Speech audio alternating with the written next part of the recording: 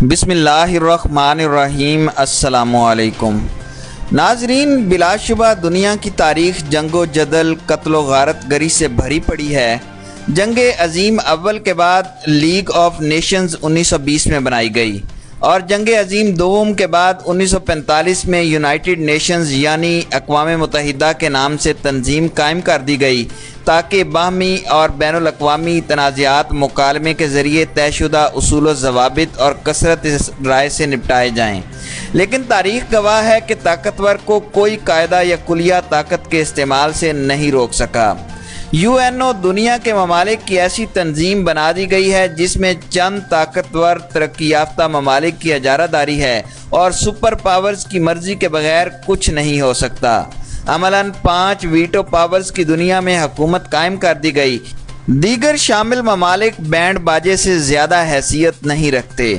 فلسطین ہو یا مسئلہ کشمیر، UNO ایران، عراق، مصر، شام، افغانستان کی بربادی میں سپر پاورز کے پیچھے کھڑی رہی۔ بھارت میں 41 کروڑ سے زیادہ مسلمان آباد ہیں مگر وہ آزادی کی نعمت سے محروم ہیں۔ 1947 آزادی ہند نہیں، کشمیر کی آزاد ریاست کی غلامی کا آغاز تھا، اور ستم ظریفی یہ ہے کہ چڑھتے دن کے ساتھ ظلم کی نئی صورت سامنے آتی چلی گئی۔ ناظرین، سازش اور شجاعت کا کبھی میل نہیں ہوتا اور نہ ہی دنیا نے کبھی تکبر، سازش، خود غرضی، منافقت اور شقاوت کو یکجا دیکھا ہوگا جیسا اس وقت بھارت اور مودی کی صورت میں دیکھا جا رہا ہے۔ مودی بدبخت سے یہ سوال ہے کہ انگریز سے ہندوستانیوں کا کیا مطالبہ تھا جو اس نے بالآخر مان لیا اور 15 اگست کو دنیا میں بھارت جیسی سیاہ رو ریاست کی بنیاد رکھ دی۔ مگر صد افسوس کہ یہ دن کشمیریوں کی غلامی اور ان پر ظلم کے آغاز کا دن ثابت ہوا۔ نہرو کے وعدے، اقوام متحدہ کی قراردادیں اور شملہ معاہدے کی آج صرف اس لیے کوئی اہمیت نہیں کہ کشمیر میں آزادی مانگنے والے مسلمان اور نہتے ہیں۔ آج چوتھا ہفتہ مکمل ہو چکا ہے کہ بھارتی بھیڑیوں کو 10 لاکھ فوج کشمیریوں کے گھروں کو گھیرے ہوئے ہے۔ کرفیو ہے، قتل و غارت گری ہے، بوڑھے، بیمار، بچے، عورتیں اور جانوروں میں کچھ تفریق نہیں۔ یہ سب 21ویں صدی میں ہو رہا ہے جب سوشل میڈیا اور انٹرنیٹ کے ذریعے پوری دنیا کے کسی کونے کی کوئی خبر پوشیدہ نہیں ہے، مگر اس وقت دنیا کے طاقتور ممالک اور اقوام کے ضمیر ابدی نیند سوئے ہوئے ہیں۔ صد افسوس ہمارے اپنے مودی کو ایوارڈ دے رہے ہیں۔ دراصل اس میں بھی ہماری اپنی خارجہ پالیسی کا عمل دخل ہے۔ آج وطن عزیز جن حالات سے گزر رہا ہے اس میں انتہائی دانش مندی کے ساتھ آگے بڑھنے کی ضرورت ہے۔ بھارتی حکام مکار، عیار اور انتہائی بزدل ہیں۔ دنیا کے ضمیر کو انسانیت کے حوالے سے جگایا جا سکتا ہے۔ کیا یہ لطیفہ نہیں ہے کہ صدر ٹرمپ اور صدر فرانس کہتے ہیں کہ باہمی گفت و شنید سے پرامن حل ڈھونڈو؟ ہمارے حکمرانوں کو چاہیے کہ کہیں جناب، مسئلہ حل کرنا تو بعد کی بات ہے، آپ تو سپر پاور ہیں، قتل عام تو رکوائیں، بنیادی انسانی حقوق کی پامالی تو رکوائیں۔ عزتوں کو تاتار کیا جا رہا ہے اور آپ چپ سادھے ہوئے ہیں۔ کیا کبھی کسی نے ڈاکوؤں اور قاتلوں سے مذاکرات کیے ہیں؟ ہماری میزائل ٹیکنالوجی، ایٹمی ٹیکنالوجی، جغرافیائی حیثیت بھارت سے کہیں بہتر ہے۔ فوج تعداد میں چھوٹی ہے مگر کوالٹی اور حرکت میں کہیں بہتر ہے۔ ہندوستان کی اندرونی صورتحال یہ ہے کہ لوگ سڑکوں پر سوتے ہیں اور باتھ روم تک پورے نہیں ہیں۔ ان کے قومی ادارے خسارے میں، ملک کے بڑے کاروباری قرض لے کر ملک چھوڑ چکے ہیں۔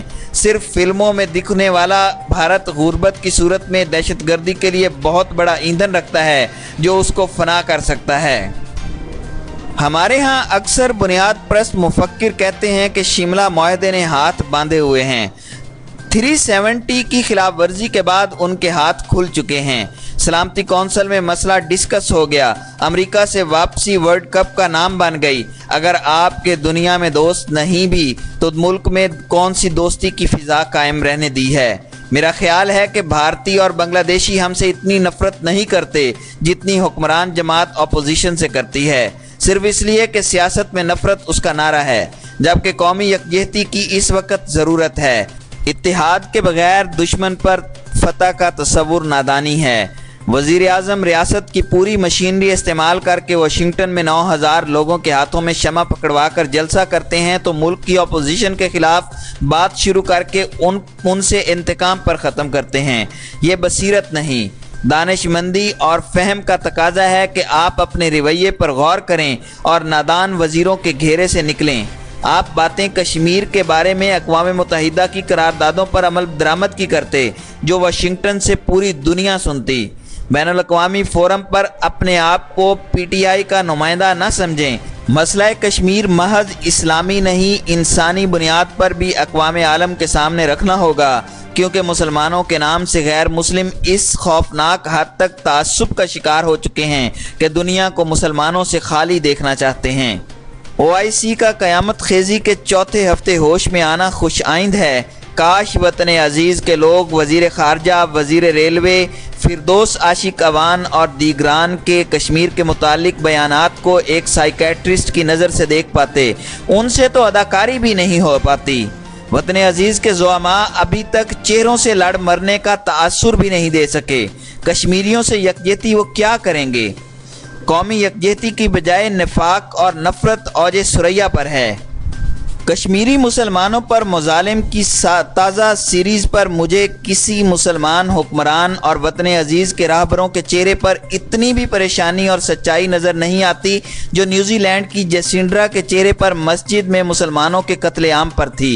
अब कश्मीर की वादी वहाँ के बासियों से ज़िंदा रहने के लिए नहीं, मरने का तकाजा कर रही है। आज से 8 साल कबल मशरूत पाबंदियों के साथ भारत ने यूरोपीय यूनियन के वफद को भूले से कश्मीर जाने की इजाज़त दी थी, जिन्होंने आम लोगों से राब्ता करके सोग में डूबी वादी के दुख में फ़िज़ाओं तक को उदास देखा। दुनिया की खूबसूरत तरीन वादी बदतरीन जेल में तब्दील हो चुकी थी और अब तो एक महशर बरपा है। 70 सफ़हात की रिपोर्ट पेश की गई, मगर भारतीय भेड़िए इंसानों के मुतालिक रिपोर्टों को क्या अहमियत देते। बैनुल अक़वामी कुव्वतों को भी भारत 1 अरब की मंडी दिखाई देती है, जिसमें से मुसलमानों और अक़लियतों को निकाल दें तो आलमी हीरा मंडी ही तसव्वुर करें। अमेरिका और यूरोप तो चाइना के लिए भारत को बरकरार देखना चाहते हैं, मगर ये नविश्ता दीवार है कि कश्मीर आज़ाद होने का ऐलान तारीख़ के सफ़हात की ज़ीनत बनने वाला है।